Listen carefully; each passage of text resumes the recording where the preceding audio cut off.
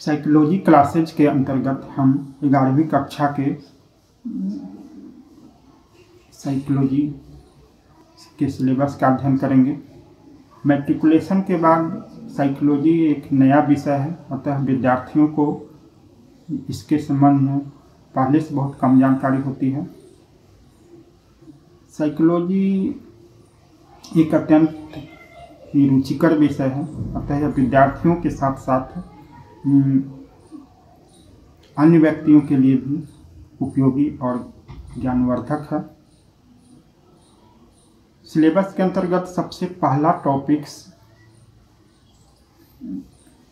है introduction of psychology, मनोविज्ञान का परिचय।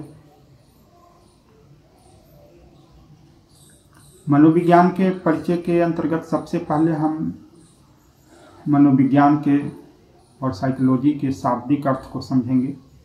मनोविज्ञान दो शब्दों मन और विज्ञान से मिलकर बना है। मन के अध्ययन करने वाला विज्ञान या विषय मनोविज्ञान कहा जाता है। साइकोलॉजी ग्रीक या यूनानी भाषा के दो शब्दों साइकी PSYCHE साइकी और लोगोस LOGOS लोगोस से मिलकर बना है। साइकी का अर्थ होता है आत्मा और लोगोस का अर्थ होता है विज्ञान। इस प्रकार आत्मा का अध्ययन करने वाला विज्ञान या विषय साइकोलॉजी कहा गया। प्रारंभ में साइकोलॉजी एक स्वतंत्र विषय के रूप में नहीं था। इसका अध्ययन दर्शन शास्त्र के अंतर्गत होता था। दर्शन शास्त्र में आत्मा का अध्ययन किया जाता था। आत्मा और मन को एक ही समझा जाता था। मानव की क्रिया, प्रतिक्रिया, संवेदना, व्यवहार, अनुभव का अध्ययन किया जाता था।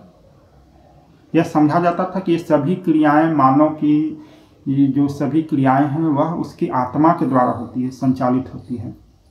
आत्मा सुख दुख अनुभव करता है, आत्मा खुश या निराश होता है, तो आत्मा का अध्ययन किया जाता था। समझा जाता था कि आत्मा हृदय में स्थित होता है और वहीं से मानव की सभी क्रियाएं और भावनाएं संचालित होती हैं। इस प्रकार इसे आत्मा का अध्ययन करने वाला विषय समझा गया और इसे साइकोलॉजी कहा गया। एक स्वतंत्र विषय के रूप में और एक आधुनिक विषय के रूप में इसका प्रारंभ बहुत बाद में हुआ है। एक स्वतंत्र एवं आधुनिक विषय के रूप में इसका सर्वप्रथम प्रारंभ करता या इसको प्रारंभ करने वाले विल्हम वुंट थे। वे जर्मनी के रहने वाले थे। उन्होंने ही 1879 ईस्वी में एक प्रयोगशाला की स्थापना की थी। जर्मनी के लिप्जिग शहर में इस प्रयोगशाला की स्थापना हुई थी। इसमें उन्होंने मानवीय क्रियाएं, प्रतिक्रियाएं, संवेदना, व्यवहार, अनुभव का पर प्रयोग करना शुरू किया।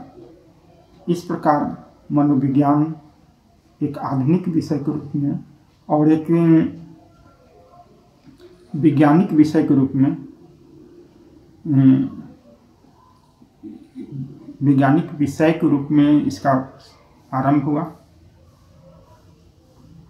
इस मनोविज्ञान के विकास के अंतर्गत हम इस टॉपिक्स के अंतर्गत हम इसका अध्ययन करेंगे। मनोविज्ञान का विकास हमारा नेक्स्ट टॉपिक होगा। तो हम इसको समझेंगे कि एक आधुनिक विषय के रूप में कैसे, किस प्रकार से इसका विकास हुआ 1879 ईस्वी से, किस तरह से, और भारत में किस तरह से इसका विकास हुआ, इसे भी हम समझेंगे। तो आज का टॉपिक्स जो था हमारा वह मनोविज्ञान का परिचय था। इसमें हमने मनोविज्ञान के शब्द, शाब्दिक अर्थ को जाना और यह भी जाना कि मनोविज्ञान एक दर्शन शास्त्र के अंतर्गत विषय था और दर्शन शास्त्र के अंतर्गत आत्मा और मन को एक ही समझा जाता था और बाद में यह समझा गया कि आत्मा से मन को अलग किया गया और इसे एक आधुनिक रूप में जो समझा जाता है कि यह मन का अध्ययन करने वाला विषय है। तो यह आत्मा जैसे हृदय में माना गया है कि आत्मा हृदय में स्थित होता है, तो उस तरह से मन हृदय में नहीं स्थित होता है बल्कि मन मस्तिष्क में स्थित होता है। तो यह परिवर्तन हुआ और मन को मस्तिष्क में स्थित माना गया और इस रूप में इस विषय का प्रारंभ आधुनिक विषय के रूप में इसका प्रारंभ हुआ। इसे हम मनोविज्ञान के विकास के अंतर्गत अध्ययन करेंगे। धन्यवाद।